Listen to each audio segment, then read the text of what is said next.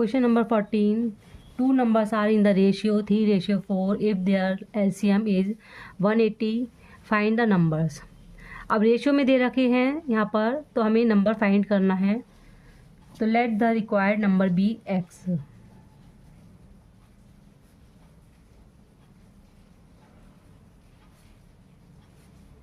B x. अब यहाँ पर 3 रेशियो दे रखा है, तो यहाँ पर लेंगे हम 3x और दूसरे नंबर को लेंगे हम 4x. तो इसमें हम 3x और 4x को मल्टीप्लाई करेंगे. 3x मल्टीप्लाई 4x मल्टीप्लाई करा तो 3 4 जा 12, 12x. यहाँ पर मल्टीप्लाई इसलिए करा है क्योंकि यहाँ पर एलसीएम लिखा था. एलसीएम में लीस्ट कॉमन मल्टीपल. अब हमें 3x का नंबर फाइंड करना है, तो 3x अपॉन टोटल नंबर जो है वो है 12x मल्टीप्लाई एलसीएम है 180, तो 180 मल्टीप्लाई करेंगे. यहाँ पर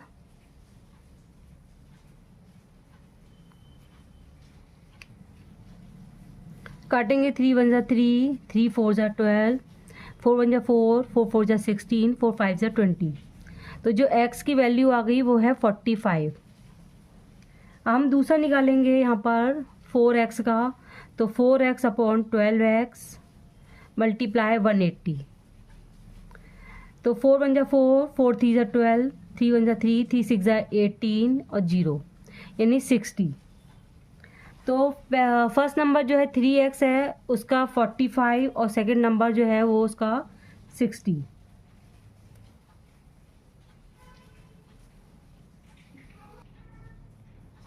Question number 15. The ages of A and B are in the ratio 8:3.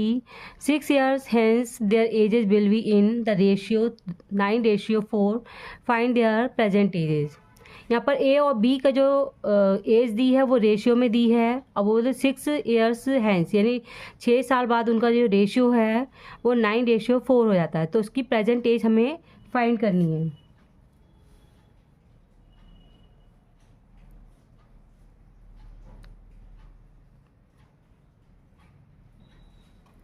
Let the ages A and B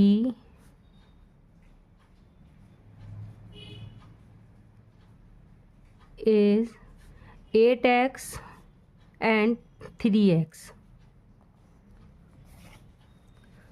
तो 8x अब 6 ईयर बाद बोला है तो +6 अपॉन 3x प्लस 6 और जो रेशियो हो जाता है वो है 9:4. तो 9/4. अब इसको क्रॉस मल्टीप्लाई करेंगे. 8x प्लस 6 को करेंगे मल्टीप्लाई 4 से इक्वल और 9 को मल्टीप्लाई करेंगे 3x प्लस 6 से. तो 4 8 जा 32, 32x प्लस 6 4 जा 24 इक्वल 9 3 जा 27x प्लस 9 6 जा 54. अब 32x ये हमारे इक्वल के दूसरी साइड में है, तो ये प्लस का है तो दूसरी साइड जाके माइनस का हो जाएगा. 27x इक्वल 54 और ये प्लस का है तो माइनस का हो जाएगा 24. माइनस करेंगे 5x इक्वल 30. तो x की वैल्यू पर फाइंड करेंगे 30 अपॉन ये मल्टीप्लाई में डिवाइड हो जाएगा. 5 1 जा 5, 5 6 जा 30.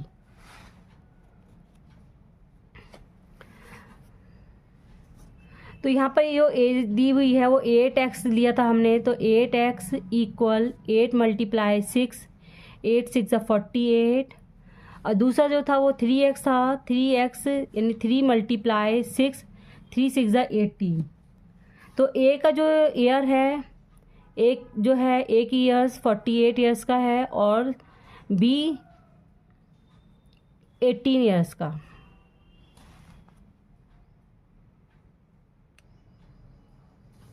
Question number 16. The ratio of copper and zinc in an alloy is 9:5. If the weight of copper is in the alloy is 48.6 gram, find the weight of zinc in the alloy. अब यहाँ पर copper और zinc का mixture है उसका जो ratio है वो 9:5 है और उसका कॉपर का वेट 48.6 ग्राम है। तो हमें जिंक का वेट पता करना है। Let the copper and zinc be 9x and 5x और वेट जो है वो है 48.6 ग्राम। तो 9x इक्वल 48.6 ग्राम, क्योंकि हमारा जो कॉपर का जो है वो रेशियो है और उसका वेट मालूम है और हमें जिंक का पता करना है। x equal 48.6 upon 9। तो ये पॉइंट है तो पॉइंट को हटा देंगे और नीचे 0 लगा देंगे क्योंकि ये 10th प्लेस पर है। अब ये काटेंगे हम इसको 2 से काट देंगे। 2 4 ज़ा 8, 2 5 ज़ा 10, 2 2 ज़ा 4, 2 4 ज़ा 8, 2 3 ज़ा 6।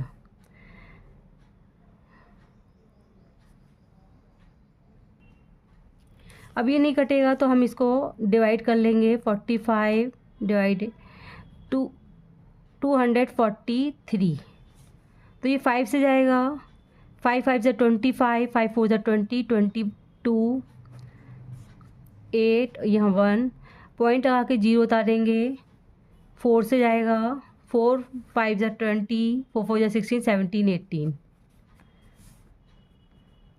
तो आता है इसका आंसर 5.4। 5.4 आया। अब हमें जिंक का पता करना है कितना है वेट इसका। तो जिंक रेशियो 5 था, 5x और ये x की वैल्यू फाइंड हो गई है। तो 5 मल्टीप्लाई 5.4, 5 4 ज़ा 20, 5 5 ज़ा 25, 27। तो 27 ग्राम जो है वो जिंक है। Weight of zinc 27 gram. Question number 17. The ratio of boys and girls in a school is 8:3. If the total number of girls be 375, find the number of boys in the school. So let the ratio of boys and girls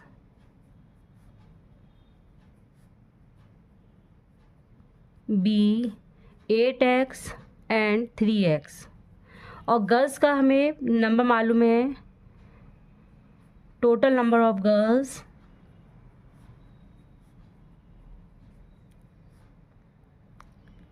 375। जो भी number हमें find होता है पहले हम उसी का निकालते हैं।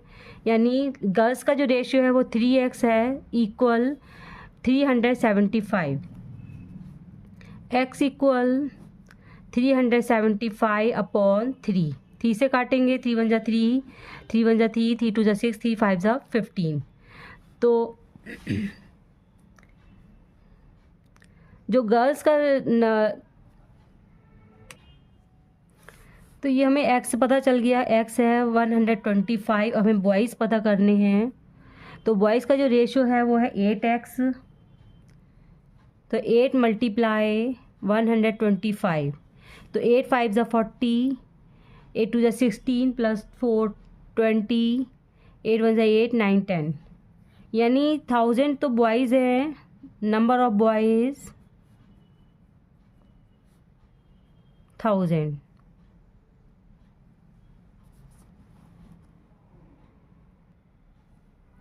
Question number 18. The ratio of monthly income to the saving of a family is 11:2. If the savings be rupees 2500, find the income and expenditure.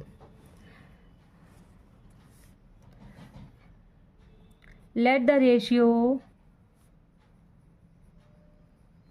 of income and saving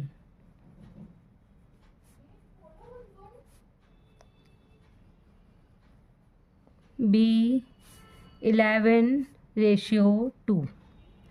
अब जो सेविंग है वो है 2500।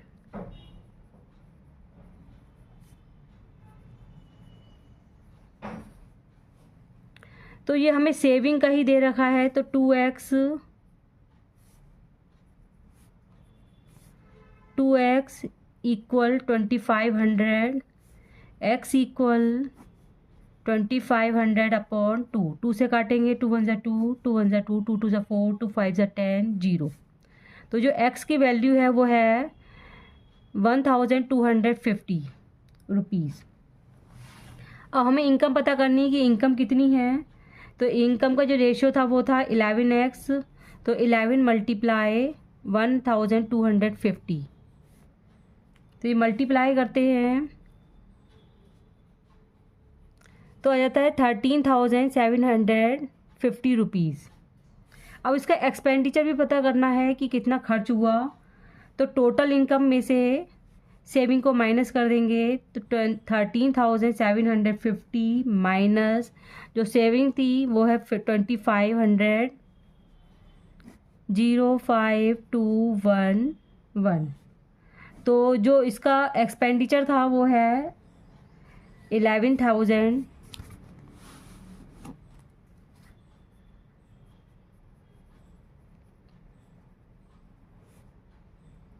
Rupees, 11,250 rupees.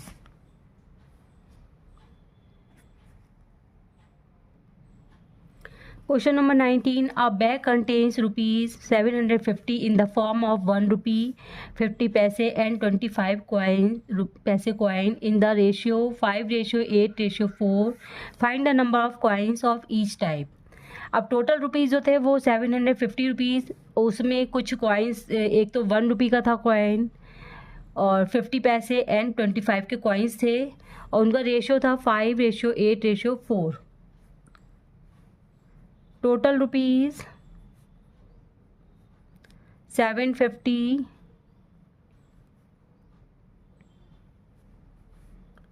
और ratio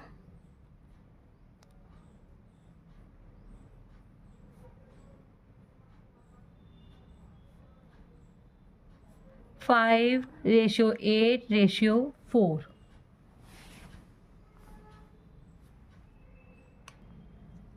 अब 1 रुपी का जो ratio है वो है 5, तो 1 को मल्टीप्लाई करेंगे 5 से, और 50 पैसे का जो रेशो है वो 8 है, तो रुपीज़ को पैसे को रुपीज़ में कन्वर्ट कर देंगे, तो 0.50 मल्टीप्लाई 8 प्लस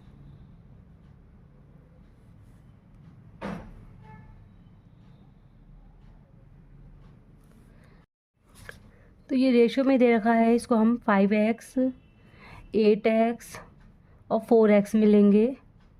अब 5 को मल्टीप्लाई करेंगे 1 से, क्योंकि रुपी का जो है रेशो वो है 5, और 50 पैसे को हम पहले रुपीज़ में कन्वर्ट कर लेंगे, तो 0.50 मल्टीप्लाई 8 से करेंगे, प्लस अब जो 4 को मल्टीप्लाई करेंगे 25, तो पैसे को पहले हम रुपीज़ में कन्वर्ट कर लेंगे, तो 0.25 रुपीज़ है, इसको मल्टीप्लाई करेंगे 4 से, तो 5 1 जा 5 प्लस 5 8 जा 40, 0, तो 2 डिजिट से पहले लगा देंगे, प्लस 25 4 जा 100, 2 डिजिट से पहले पॉइंट लगा देंगे। अब सबको ऐड करेंगे, 5 + 4 9 + 1 10, तो ये 10x आ गए, क्योंकि यहाँ पर सब में x ले कर रखा था। अब इसमें रुपीज़ का पता करेंगे, तो रुपीज़ में है 5x, तो 5x यानी 5 मल्टीप्लाई 10 50 का हो गया, और यहाँ पर लिखा है दूसरा जो नंबर था वो है 8x, तो 8 मल्टीप्लाई 10 8 10 = 80। अब 4x 25 रुपी कॉइन का जो था, 25 पैसे का जो था वो था 4x, तो 4 मल्टीप्लाई 10 40।